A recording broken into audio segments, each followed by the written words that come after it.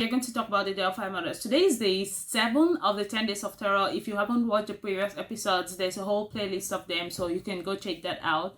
And there has been this has been a cold case for a really long while, and there have recently been some new developments on the case. That's why I decided to just go over everything up to where the police are at this point. So late 2021, the police came out with another theory that these kids might have been catfished to where their bodies were found. So we're going to talk about everything that happened. Let's go back to 2017 where the murders actually happened. What's up, guys? Welcome back to the channel. I'm G. I do true crime videos pretty much every day of the week, so if that is something you're into, consider subscribing and leave a like because that helps a huge ton. Let me know your thoughts in the comments because this case is a crazy one and there are so many theories. Let me know what you guys think. Stuff I say in this video is stuff I read on the internet and I'm compiling into one video. So today we're going to Delphi, Indiana, which is a small town area with just about 3,000 people. So people really know each other, and with such a small community, they actually care about each other. So no one is really expecting the kind of crazy crime in such a small town. Because people in this town kind of knew each other, they knew that no one is going to want to harm any other person, so people leave their houses unlocked. Kids can roam around and play without actual supervision because nothing actually happens here, and there's really no need to worry until this happened. Now, this is Abigail Williams. She was born on the 23rd of June and she was just 13 years old. And this is Liberty German, born on the 27th of December 2002, and she was just 14 years old. On February 14, 2017, both girls are going to leave home but never to return. Libby was fun and outspoken and more outgoing, and Abby was more of the quiet type, and both girls were such good friends. They played a lot of sports together and were really close because both girls had such different personalities. They complemented each other perfectly and they would do everything together. They had a lot of friends. They love arts. They liked going out and were really just outdoorsy. And she loved her dog, while Abby loved to play the saxophone and loved her cat really much. Spent a lot of time with her family, and they were just really nice girls that no one would have a problem with. One thing that both girls really seemed to enjoy was art and photography. They spent most of the night before the incident happened painting, and the next day they're going to go out to take photos. Monday 13th, the girls were having a day off from school, so they were super excited about it and decided to go out to the High Bridge to take pictures. So the High Bridge is a place in Delphi. It's like a historic site in Delphi where there is a trail that has no rails on the side, so if you miss a step you could easily fall. So it's really high and dangerous, but the view from there is so beautiful and you could take really cool photos from there, which is what normal teenagers will be thinking of doing with their free time. So it was just last minute and they decided to spend their day out of school doing that for just fun, to have a good time. Libby's sister Casey was going to be working late that day, so she could not bring the girls home after they go to the High Bridge, and so the girls needed to find someone who is going to bring them home and then she'll be able to take them. So they went around asking their grandma and their dad, and Libby's dad accepted to bring them home. So Casey said she's going to drop them off. At about 1:35 in the afternoon, Casey dropped off the girls, made sure they had their jackets on, and watched them walk away, and she drove off. At 2:07, Libby posted a picture of Abby walking the bridge, and she also saved a picture of a man walking on the High Bridge behind them. No one heard anything from the girls after that picture was posted. At 3:15, Libby's dad came to pick up the girls at the point where they had agreed to meet, but he waited and did not find them. So he figured maybe they're still taking pictures, maybe they got caught up in the moment and they're still enjoying the scene. And so he gave them a few more minutes, but about 3:30, he was still not seeing the girl, so he started trying to reach Libby by her phone. So Abby did not actually have a phone, or at least she did not have a phone that anyone knew of. So he tried to call Libby and he was unable to get to her. So he went out to go and start finding the girls. After dropping off the girls, Casey had gone to hang out with her boyfriend, and he was supposed to start work at 4 p.m. while Casey starts work at 4:30. So after he left, she stayed at his place with his dad and they just chilled for a while she waited for her turn. And when she was about getting off to go to work, she realized that she had received more than one missed call from her grandma. So she called back because her grandma is normally not going to call her on a day that she's going to be working, and she wouldn't call her twice unless she really needed something. So she called her back and her grandma asked her if she had heard from Libby, and that was just disturbing. So she cancelled work and decided to join the search. The families tried to search for the girls around, just hoping that maybe they have been on the wrong part. They might have been stuck somewhere, they might have gotten lost, or maybe they had fallen and they were hurt. Like, everything would be going through their minds at this point, not knowing where those two little girls were. At about 5:30 p.m. the family had done everything they could and they were still not finding the girls, and that's when they called the police to report the girls missing, and a search was brought out.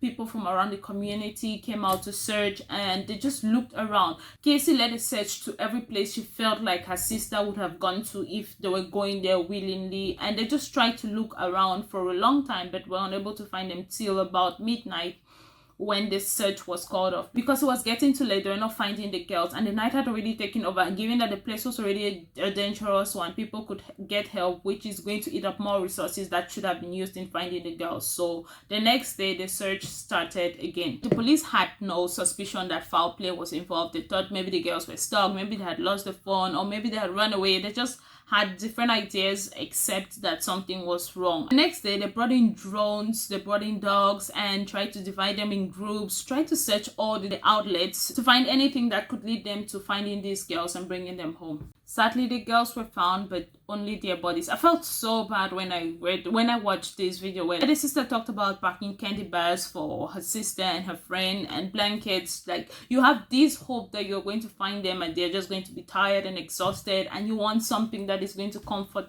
them, just to find out that their bodies were found. An autopsy was conducted on the bodies, and it was found out that this was a double homicide, and a picture of the guy following them from the video she had saved was circulated, and was just like they wanted to speak to the guy, but later on it was a suspect. And she was really smart. She probably felt like someone was following them, and she took a video of him.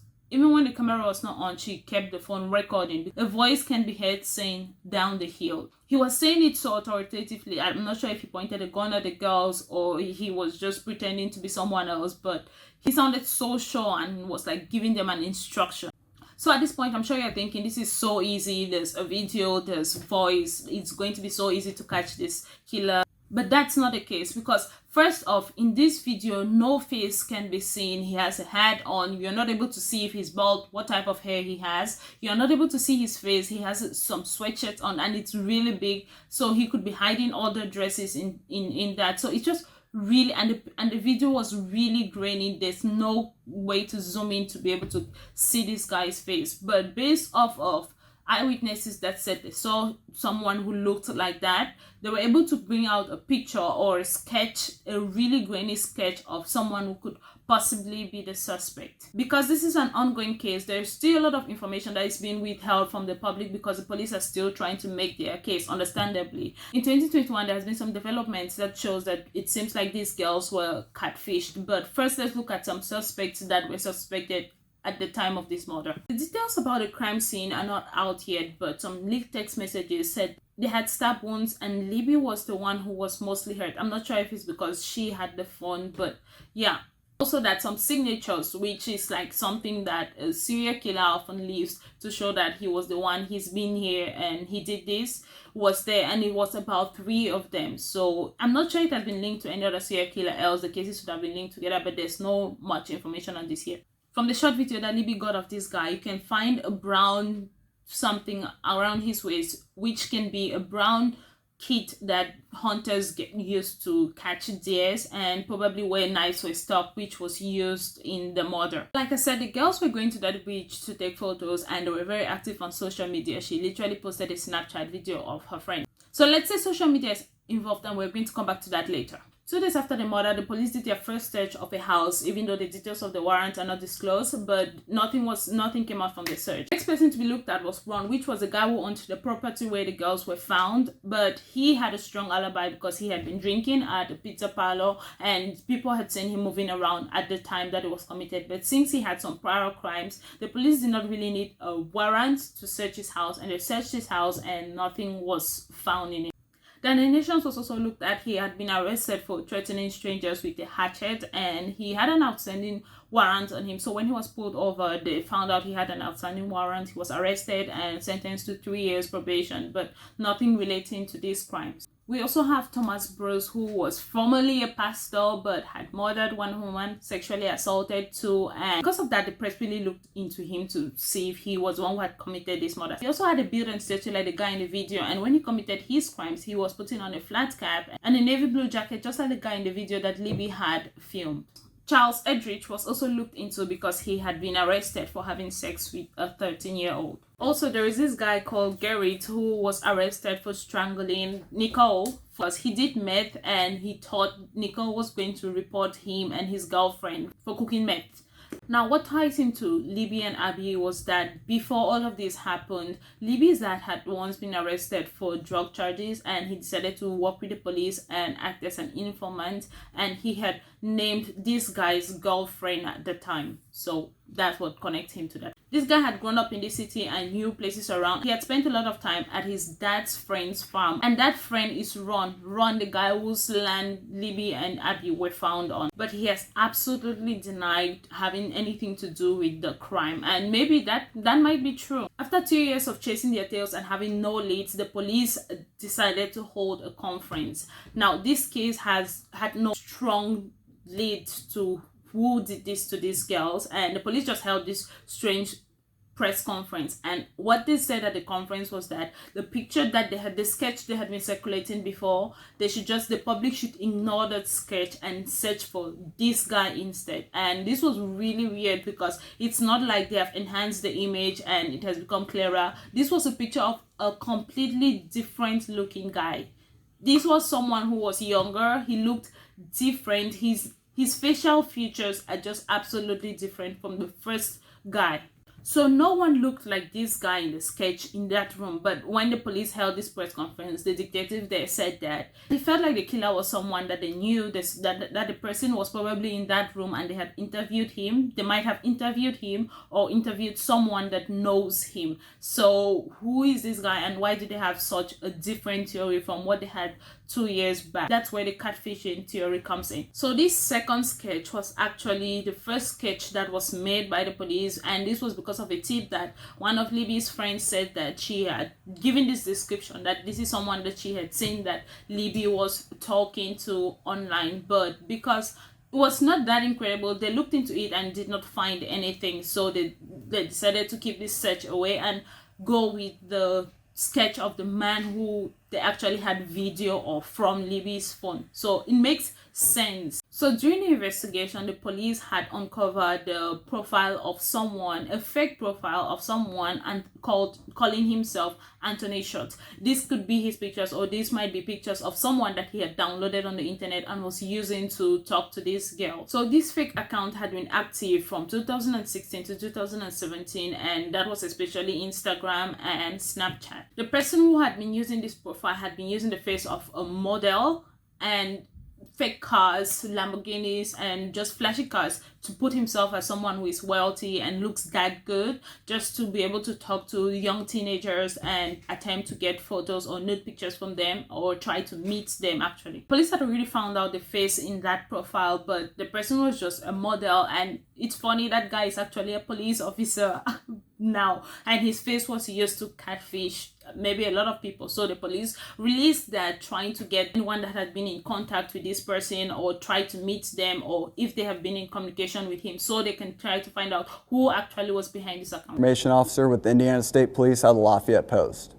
While investigating the murders of Abigail Williams and Liberty German, detectives with the Carroll County Sheriff's Office and the Indiana State Police have uncovered an online profile named Anthony Schott. This profile was being used from 2016 to 2017 on social media applications, including but not limited to Snapchat and Instagram. The fictitious Anthony Schott profile used images of a known male model and portrayed himself as being extremely wealthy and owning numerous sports cars. The creator of the fictitious profile used this information while communicating with juvenile females to solicit nude images, obtain their address, and attempt to meet with them. Pictured on your screen, you'll see images of the known male model and images of the fictitious profile sent to the underage females. We have already identified the male in these images that were used by Anthony Schott. The male in the photo is not the person of interest in the investigation. Detectives are seeking information about the person who created the Anthony Shots profile.